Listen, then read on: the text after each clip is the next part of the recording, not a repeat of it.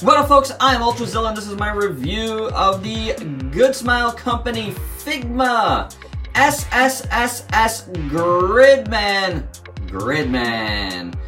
Alright, my zillions, this is the second time I'm doing this review, as my first attempt was completely messed up by using a new app. Well, not a new app, but an update on an older app that I've had, I forgot to change over the compression rates. So yeah, I didn't really think it was going to be reset anyway, so it's not that I really forgot, I just didn't really think it was going to be a problem. So if you saw my premiere of version 1 of this review this morning, it was only a handful of people that were around this morning when it premiered. Then I apologize, but here we go. Fresh, brand new review, new take on this Ssss.Gridman, which comes from the anime of the same name. If you haven't seen it, please do so. I highly recommend it.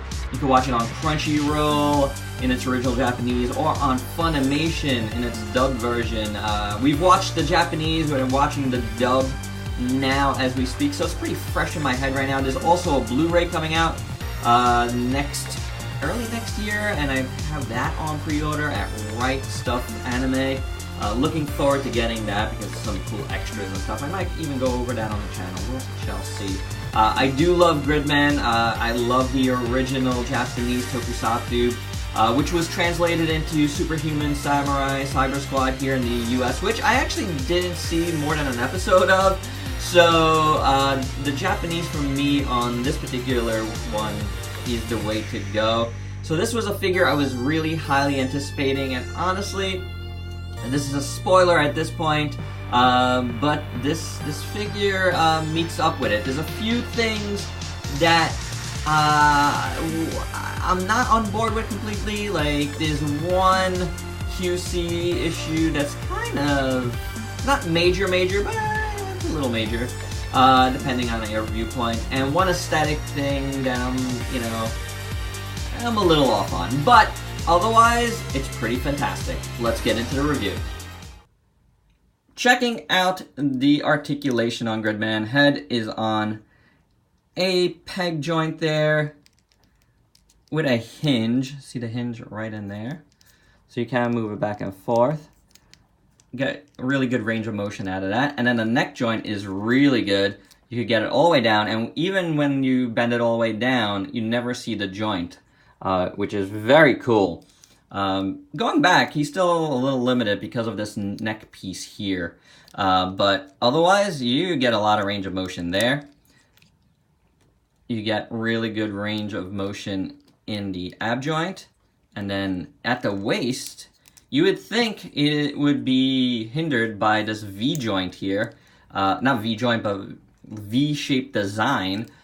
It's not. It's really not. You really get a really great range of motion. So that is pretty phenomenal.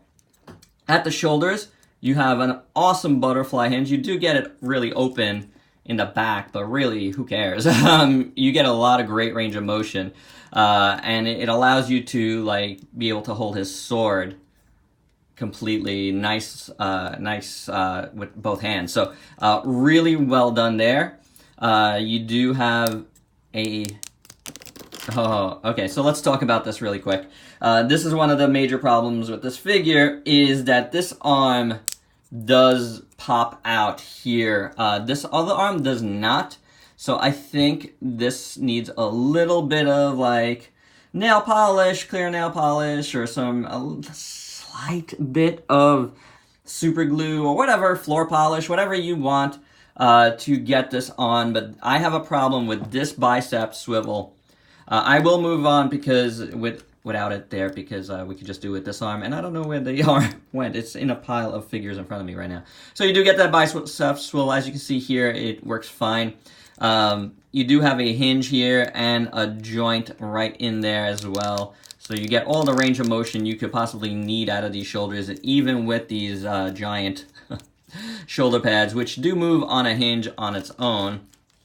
So that's good. And then you have a nice Figma hinge for the elbow, which works really good.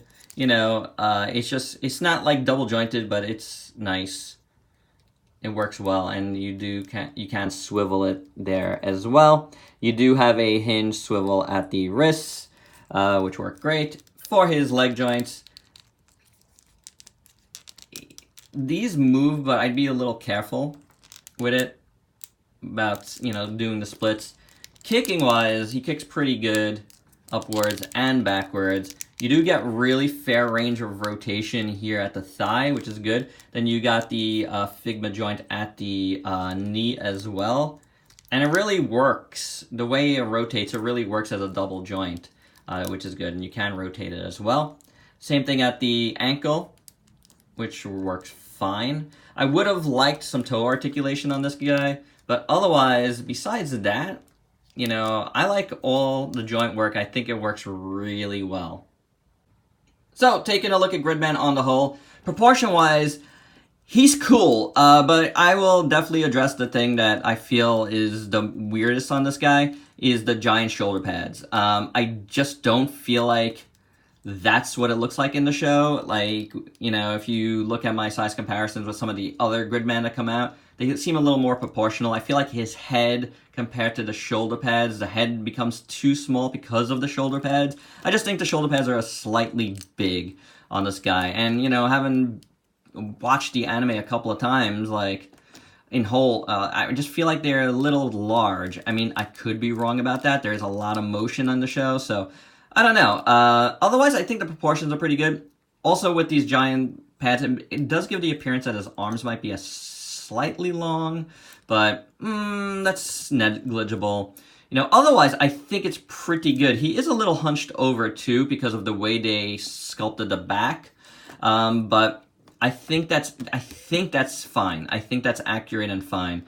Again, I think everything that I see, you know, visually, for me, from my mind's eye, is that the shoulder pads do throw me off a little bit. But I can understand artistic license as well. We've seen it plenty of times with sculpts. It's not quite, you know, the same. Does it look good? It looks good. So I'm really not complaining. I'm just thinking about the accuracy of the show at this point. But otherwise, I think they look pretty good. And let's look at those shoulder pads. I like them. I like the red. I like the red they use throughout, and I do like that they panel line all the lines in it. I think that really works, and it looks good. The silver they used on this guy is really, really nice, and we'll get it even closer to show you guys finer details. Look at the silver. It's really nice. They even panel line the stuff in here, and I think that makes it pop. It really does. Going down the arms, the silver and reds do like mix in together very, very well. I love this blue as well. It's kind of like a sky blue, very nicely done. I really do like it. The fists look really good, and there you go. There's the arm popping out once again. I like the gauntlets. They look very good, and over here you have, I forget what they call it, but the morpher, for a better term, you know, that Yuta, you know, changes into Gridman with. That looks really good. Silver and gold, silver and gold. You got the blue there. You got some red, really nicely sculpted. Chest looks really awesome. I really like it a lot. The reds, the silvers again on top of the grays. I think the gray choice they used is really nice. Red, yellow at the center looks awesome. You got the blue around the collar, and that looks good. The head sculpt is pretty phenomenal. I really like it. I like that the eyes, to me, they remind me of Voltron. That does it for me. Like his head, you know, it's like Voltron without the nose. And I do like it. I like the silver. I like the mouth, how it's sculpted. I like the emerald green dot here. That looks amazing. The gold around that on top of the silver looks great. I won't sing again. The blue and his ears looks good. The overall shape of the helmet looks amazing. It's kind of like Roman, Trojan, whatever. Here you have maybe the only slip up and paint is a really little errant panel line there. But it's in the back of his head. I don't really care about that. The back overall looks good. The paint is really nice on the back, besides that little thing I just mentioned. So looks good. Again, I like the panel lining, you know, that you see even on the reds. That looks amazing. Looks really nice. It's just like a nice little wash in there. I like the, you know, the gray on his legs. Again, I mentioned the V shape and the articulation, and that looks really good. It's just a nice design. I think the original design of this Gridman just really speaks to me. It's really good looking. I like how like this all looks underneath. I like the red and stuff. The knee pads look amazing. They're not pads, but you get it. Looks really nice. Kind of sharp there. Blue on the back, on the calves, looks amazing. The feet look very good. Nice armor. It's just a really great looking design that I think Figma translated very well into figure form, despite what I said about the shoulder pads. I mean, aesthetically pleasing. It's aesthetically pleasing anyway, whether it's accurate or not. I think it looks very, very good. For accessories, first we get the Figma bag. Every Figma figure comes with a Figma bag, which you could write whose things are in there, you know. And if you want to throw away your box, you can put all your stuff in the Figma bag. It also comes with the Figma stand, which I'm not going to take out. It's pretty standard. Seen one, seen them all. I don't think I need it for this particular Gridman. I have multiple of these opened around, so it's always good to get both of these. These are pretty standard every Figma release. Next up, we get the Figma hand tree. Yeah, here we go. There's Figma. Which is always nice, always welcome. I like that a lot. You know, keeps things nice and neat. Here you have a couple of different pairs of hands. We got the holding hands and we got these splayed out hands. Really nicely sculpted, really nicely painted. Red on top of, silver on top of red on top of gray. Really nice. The splayed out hands are really well done. I do like them. To switch things out, just pop them off the pegs there. Pop that in. And that really works out really well and easy. One of the things I really like about the Gridman show is his relationship with his weapons and his assist vehicles. This is Caliber in its base form. Like, actually, it's not even, you really need this piece here to go with him. Really nice. I love the gold on this. It's really great. You get that, like, emerald green again, which looks good. The hilt is done in black. You got the green and gold on the bottom. Really nice sculpt. This part has a really nice blue with some gold accents and the silver at the ends and the gold on top of the blacks there. Really, really well done. This you just put in like this. Simple. That's really how it's supposed to be. It's a part in the box. So there you go with that. Now, to put it on Gridman, you pull out the bottom piece and then you slide that in. You slide his hand in there because the holding hands are closed, and then you put that in here. It's probably easier to do it off his hand and then put it on. He does have a little bit of a hard time balancing it because it's pretty heavy. It's not that bad here, but we're gonna get to a different sword there that makes it a little bit heavier. But it looks great, as you can see it turns. I feel like Gridman mostly holds the swords with both hands, so you know, it's good that you have that. But he can hold it like this as well. But it is a big sword, and it's only gonna get bigger, and it does look good just like this. The final piece is this big, what I call perspective sword. You see, I don't think Caliber gets any bigger in the show, but I could be wrong there too, misremembering. But I feel like this is more like a perspective thing, because when you see it on the show, he's often holding it at a weird angle towards the camera, and it does look good. It does look good. It's very nicely done. I love how it looks. Now, to change this out, take this part out first, then you just pull this out, and you could slide this in like so, and then pop this back in here, and there you go. Now, this sword really will make him drop it down there because it's just super huge, and pull out his arm, apparently. But it is gorgeous, and you're going to see shortly at my final thoughts, I do have it, you know, double clenching the sword. So, like that, it really works. But this looks gorgeous like this. I love giant swords on these characters, anime characters and stuff, so it just works really well. I mean, that is just awesome. And there he goes. But it's a really good set of accessories for sure. For your size comparisons, here is the Figma Gridman with the DX Gridman from Good Smile Company. Here he is with the Acta Builder Gridman and the Fine Clover Gridman, which might have the best proportions out of all of them.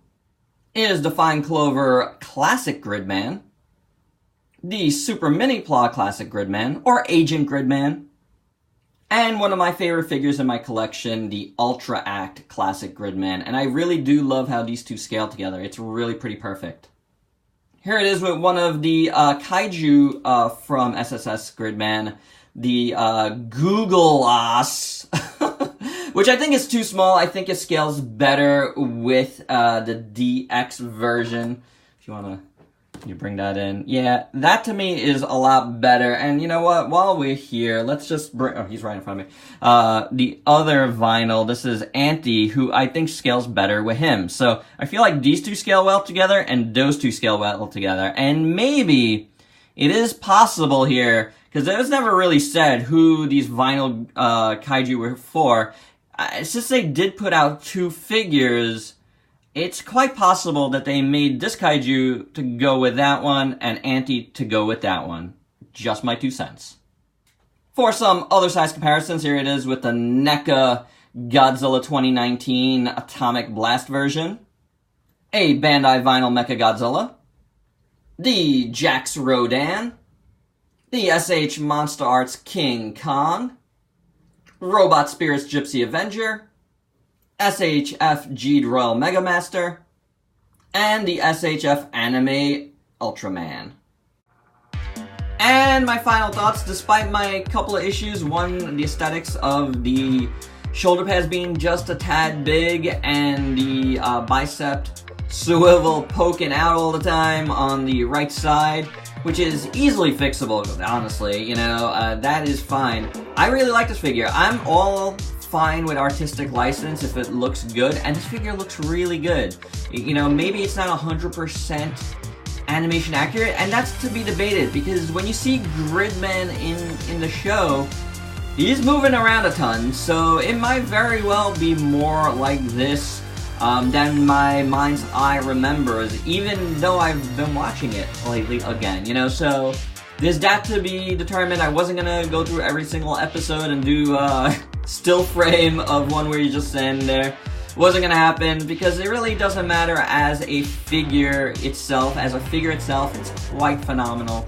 I really like it a lot. So guys, this is definitely a really awesome tokusatsu / anime. I'm gonna say both because it's based on the toku figure. And if you like kaiju fighting, you know, heroes like Ultraman, this is one to get and add to your collection. It is very, very cool. I am not sure if we're going to be getting another one of this particular guy from another company, maybe SHF down the line. We shall see. They did do the original Ultra Act Gridman, so maybe we might get it. I would be very curious to see that as well. But this is an awesome one. Definitely can recommend it. So there you go, guys. That's my review. Hope you dug it. Let me know your thoughts below. If you please like, comment, subscribe, and share. Check me out on Facebook and Instagram. Buy me a coffee on Coffee if you dig what I do. Thanks to everyone that watched this twice. Till next time, peace out, peeps.